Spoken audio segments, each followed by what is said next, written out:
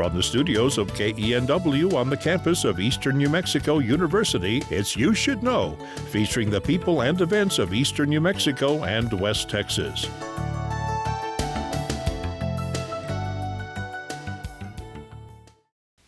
Welcome to You Should Know. I'm your host, Evelyn Ledbetter, and today I have a couple of gentlemen that have some roots into New Mexico, at least one, Dave Rogers, thank you, and Phil Huston, thanks for being here. Thank you. Thank you, yes. And a really important topic, you're both with LifeHouse, which is a rehab and a lot of other things that's located in Carlsbad, right? That is right, yes. Yeah. So do you want to just tell us a little bit about tell me about you. And I mean, that's a real interesting field to get into. So Phil, tell me a little of your background. Sure. I'm Phil Huston. I'm the executive director and the founder of LifeHouse. And I didn't really plan to get into this field. I was working as a pastor in Carlsbad. That's what my education was in, and realized that we had significant needs around substance use and mental health. And this was kind of what ended me down the track of being able to help folks with those sorts of challenges. Okay. And is New Mexico home for you? No, I've been in New Mexico for about 15 years now, but been a few other places before that. Okay. And Dave, tell us a little about you. Well, I am a native of New Mexico and went to college here in Portales and got a communication degree and went on to serve in the U.S. Coast Guard for a term. And while I was in the Coast Guard, I learned to be a chef. That's what I did in the Coast Guard. Following the Coast Guard, I also went into seminary, went into the ministry, and eventually returned to New Mexico to run a church in Carlsbad. But it was a part-time church, bivocational, and I looked for other job openings. At the time, the rehab in Carlsbad was in need of somebody to run the kitchen. So I got hired on to run the kitchen at the rehab. Fun. Worked my way up, and then eventually became the director of the inpatient residential program. Okay. But then, in 2021, the company that I worked for went into bankruptcy. And that's when LifeHouse stepped up and acquired the rehab facility and the behavioral health side of the former business. And so in April of 2021, I became part of the LifeHouse family. Very nice. And have continued to function in the director over the residential side of drug and alcohol rehabilitation. And you still pastor, but Phil, you stepped away. You were the pastor at the Methodist Church there in Carlsbad, correct? Correct. And then in 2019, we had grown and opened our third sober living home, and it became clear that I didn't have time to do both. And so I decided that this was what I was supposed to be doing and stepped away. And then it's really just continued to grow from there. So the two of you have a lot of commonality in the fact you're both pastors. And then, of course, it makes sense that you have a heart for people. So this just goes hand in hand with that. Absolutely, yeah. So it's amazing what LifeHouse has done in such a short period under your leaderships. Yeah, it's been great. I've never been a part of something where I saw so much life-changing work happening every day, and it's great to be a part of it. Well, you know, you had provided some stats to me. This is pretty amazing. You have served 3,589 people at this point. So that is, and I didn't realize the issues with mental health. Tell me a little bit about that, the numbers and things like that you see. Well, one thing I should note is that 3,000 number, that is just as LifeHouse. That doesn't count the people we served prior to LifeHouse and bringing the behavioral health and the rehab into the LifeHouse family. So that's only 3 years worth of data. Wow. So that's really good. And I mean, it's crazy. I didn't realize these stats are so much. In Eddy County, the suicide rates and everything that go with that are pretty off tops. Many years, New Mexico has led the nation in alcohol-related death. And we know that anytime we're talking about substance use, there's often a mental health component that leads to substance use or complicates it.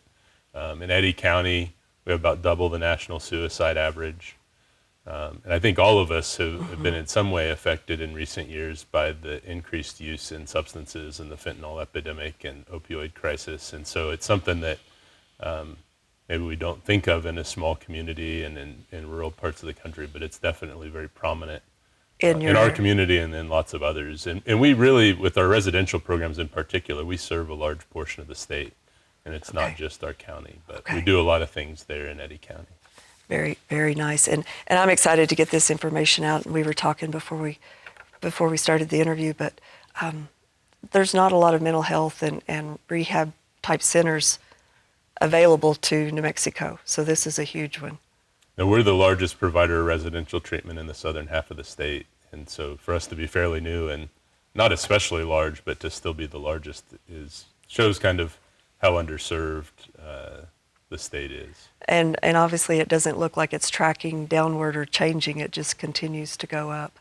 Yeah, it continues to be a significant problem. Both alcohol, fentanyl, methamphetamine, we see them all still. Right.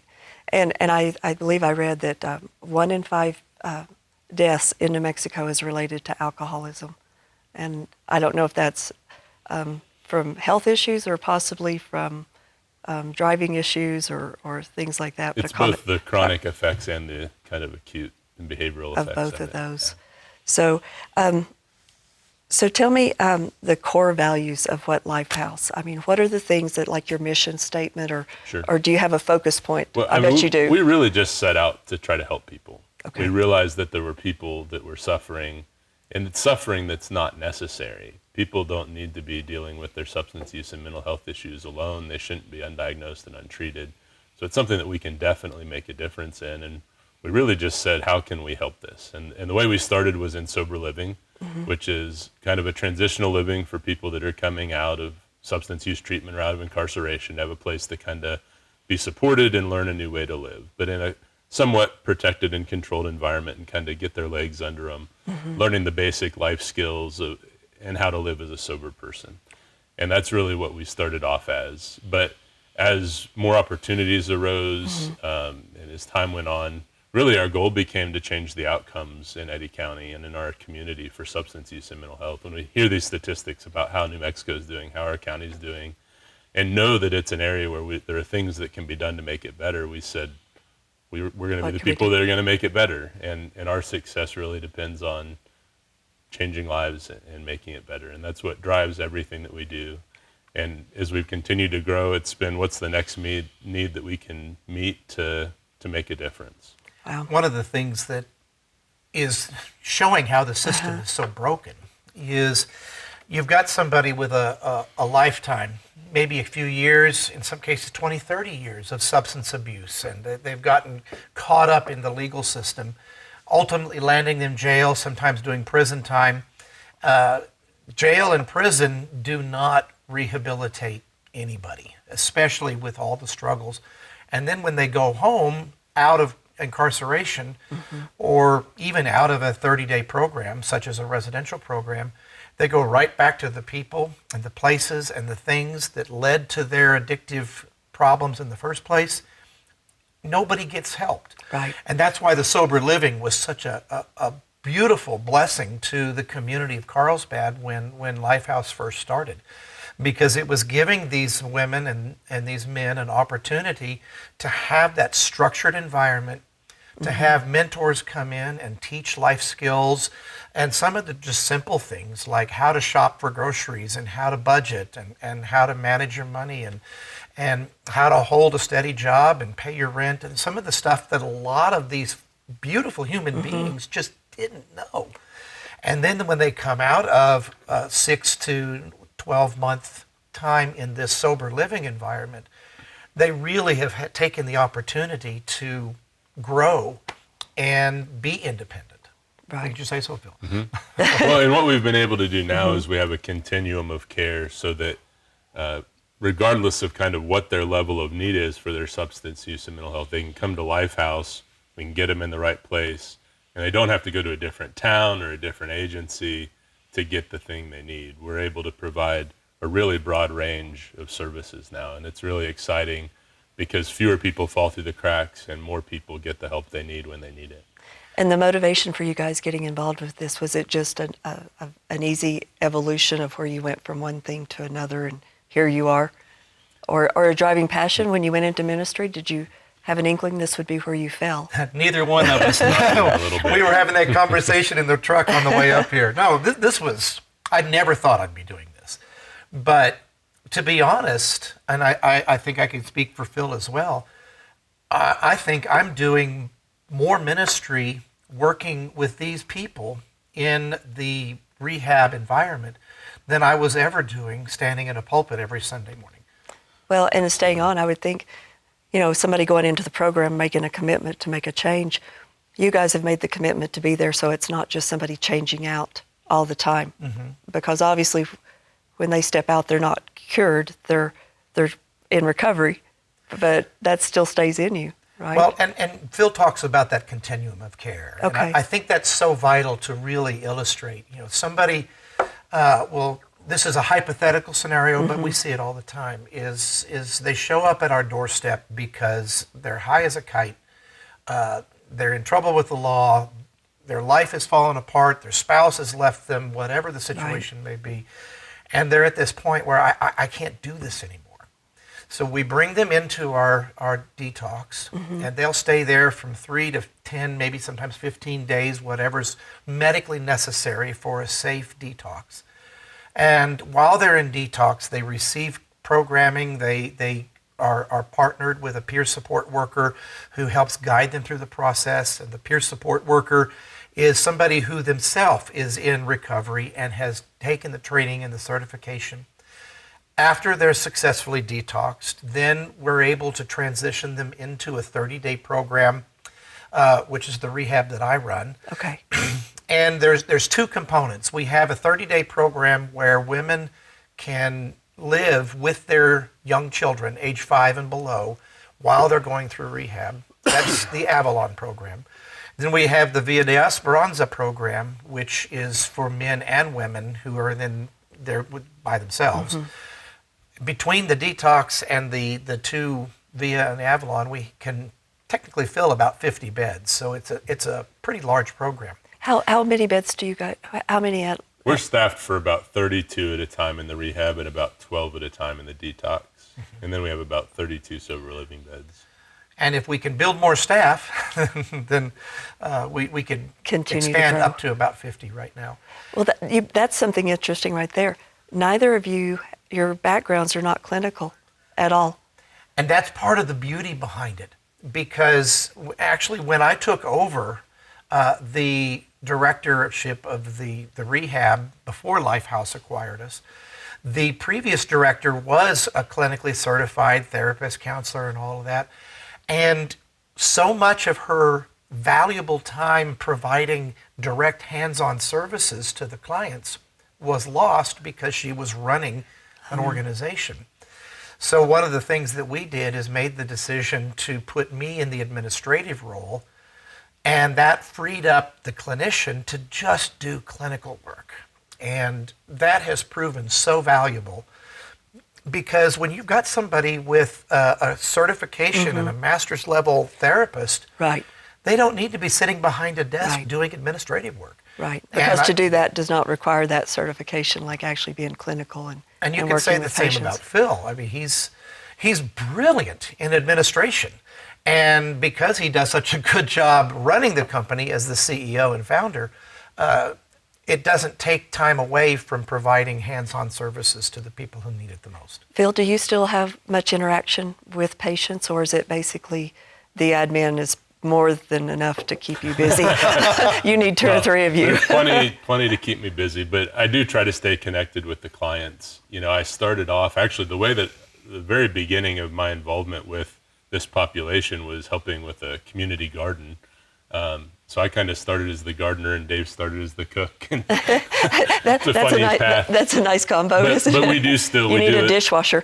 No. We do a small garden with the clients in residential, and I participate in that still. And I try to stay connected with them because I love that part of the work. Right. But there's a lot going on now at the administrative level. We're involved a lot at the state level trying to advocate for better systems and better reimbursement and changes that make it possible for us to help more people. And so that work does take up most of my time. So Right. I try to stay a little connected to the clients because I love that part, though. Right, where you really feel that in a removed level as administrator, you're helping, but it's not that person to Right. person. And most rehab centers, do they tend to be nonprofit?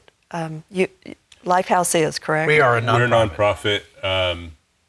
They're both for-profit and nonprofit rehabs. But for us, we entered into this to help people and to make a difference, and we felt that being a nonprofit was the best way to do that. And really what it's allowed us to do is engage the community in the work as well, and they can be a part by supporting us. And I think that's really helped our folks as they're coming out, as they're participating in the community, know that it wasn't just a few people that really cared and wanted to help them, but the whole community's chipped Right. in on this in Right. various ways, and so that the community knows that they have a role to play. Because I think a lot of the challenges that individuals that are dealing with substance use and mental health face is kind of the stigma of the rest of the community and the shame around it. And so when they know that the community's been a part of getting them this far, I think it really helps to break down some of those obstacles for them to continue to grow in the rest of their life. On the subject of community, I Right. think it's really relevant to give a shout out to the community of Carlsbad, because from the city government level all the way down to the residents who live in the neighborhood that LifeHouse moved into after the old program was acquired, we have got nothing but tremendous support. We would go knocking on doors to tell neighbors, hey, we're bringing this into this neighborhood. And there was a couple of people that weren't happy, but the vast majority, oh, this is so needed. Oh, well, my daughter, my sister, my grandmother, whatever, my son has struggled with Right. addiction. We're so glad you're doing this. And to get that just wonderful affirmation from the community has been a real blessing. Well, and with it being nonprofit, if you don't have that, tell me a little bit like on the funding and the things that the volunteers do. I know it's not only financially, but also their time, correct? Can you talk a little bit on that? Yeah, so we have volunteers that support us in a lot of different ways. Obviously, financial donors, Right. but we have volunteers that interact with our clients, whether they have experience to share of having gone through the same thing, or maybe they're a professional that specializes in an area that they can educate. Like we've had financial advisors do budgeting classes, and nutritionists come and talk about how to cook and how to be healthy. And those are really great. And then we have our board members and other people that are involved in different ways that a lot of people in the community have chipped in when we've needed something in some way, and that's made it possible to get to where we are. We rely largely on our community for our capital expansion and growth to help with the funding. We get funded through Medicaid and through insurance and through state and federal grants to pay for the services, but rarely is there leftover extra to help us move forward and expand. And so that's really where the community stepped in and been able to help us do what we couldn't have done without it being a community effort. And this year we have seen a huge expansion in sober living. You want to talk about that? We have 2 homes that are under construction right now that should be open early next year. And tell me this, when you use the word sober, that refers to alcohol and drugs, Yes. correct? Can be any substance use problem that they have, and we've had a whole range of them. But by and large, our largest is going to be methamphetamines, fentanyl, and alcohol. Those are the 3 that we really see a lot The of. heavy hitters. And the funding, to me, I mean, when I've read numbers about the cost of going into one, not many people can write a check for $1,000, and especially considering the situation they're finding themselves in. They're probably not real flush anyway. So how do people get access to that, to get into the program if they don't have the funds? Sure. So we do a lot of work with different Medicaid providers. They're the largest bulk of the insurers of our clients. And so, and for folks that are in a financial situation that's been rough, Right. a lot of times we'll enroll them in Medicaid or some other coverage. But we also have worked hard with the state to have grants for people that don't quite fall under Medicaid but still need help. We do work with all sorts of private insurances, and we've gotten some grant support from the county and other places to help as well. Okay. So we have a lot of different funding streams to try to make sure that everybody that comes to us can get the services they need. And then we've really tried to structure things so that it's not a financial burden. And our sober living homes have been largely paid for by the clients, but we don't require something large up front. We help them get a job, teach them to get a job and budget, and then help them pay their own way, which serves two purposes. One, it keeps the program sustainable, but it also teaches them what it's going to be like when they move out and have to pay rent and utilities and all the other things. And so we do try to get grant funding and outside sources as much as possible, but it's also important that they learn their responsibility and it becomes a teaching tool to help them in their next steps. I would just think coming in with something like this, it's overwhelming sometimes to just make a living for yourself when you don't have as many issues. But on this, when you have maybe family or you have no home or maybe no job, and you're living in a bubble when you're in that rehab, in a way, if you're in-house, right? Yeah, and so the sober living is kind of easing that transition out. It gives you a place, and you can stay as long as you need to. There's not a time limit, but you commit to a minimum of 6 months. And so you have this place to go where you have extra support, extra accountability, and a lot of tools that you're gaining. But with that, you're stepping out into the real world, but if you need to back off a little, you have a safe place to kind of go and work on issues one at a time and get your feet under you. And a lot of people that do have issues, legal issues, is this part of going into a rehab facility? Is part of their court-ordered requirement for their release, or there are occasions where we get somebody that is court-ordered, and we work very closely with probation and parole, with the justice system, several of the judges, and that can, on many occasions, be a condition of release. You've got to go to a 30-day rehab. You've got to go through so many months of sober living, and so that's very helpful. Another thing that really the sober living in Carlsbad is very helpful in doing is you've got somebody from somewhere else in the state of New Mexico, and they can come and do 30 days wherever, but if they don't have a place to call home after their treatment, then the likelihood of them returning back to where they came from is much higher. So we have a lot of folks that left their other towns where their drug habits formed, and they're thriving in Carlsbad sober living because they're in a safe, supportive, sober environment, and they are able to cut ties with the culture and the community that got them there. Right.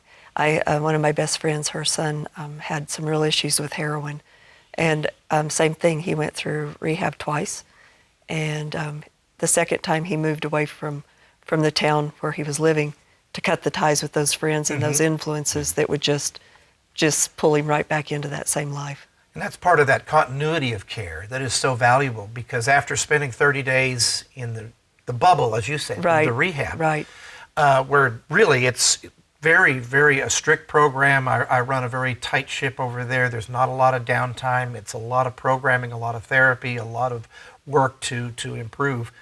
But it doesn't do anything to teach independent living. And that's when the transition into sober living becomes so vital.